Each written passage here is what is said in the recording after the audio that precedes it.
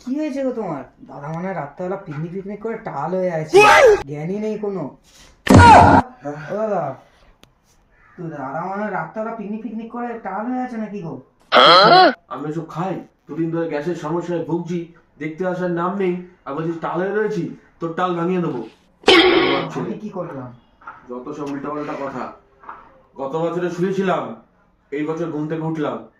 কি কি কি কি কি আরে বলুন কি? আজ কত তারিখ? 1 জানুয়ারি। হ্যাঁ হ্যাঁ, 31 তারিখে ঘুমিয়েছি, 2025 ছিল, হ্যাঁ। আজ 2026, তাহলে 1 বছর হলো না? 1 বছর হলো? হ্যাঁ। বলেন কি? আর শরীরটা খুব খারাপ, দাদা 1 বছর ধরে ঘুমাচ্ছে, এই বলে আছে সবাইকে খবরটা। কথা বুঝবে না, যত সব শুয়ে আছে আমার জ্বালায়, তুই কি বুঝবি? কি হয়েছে দাদা? তোমার নাকি শরীর খারাপ, পেটে মুখে জল দাও একটু। कौन है ये लोग? कहां से आते हैं ये?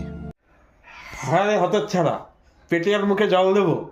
তোদের তো চান করার নাম নেই, গায়ে জল দিতে হবে সেটা জানিস না, পেটে মুখে কিভাবে জল দিতে হবে?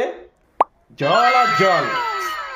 ওই জল খেলে আমি এতক্ষণে হসপিটালে বেডে শুয়ে থাকতাম।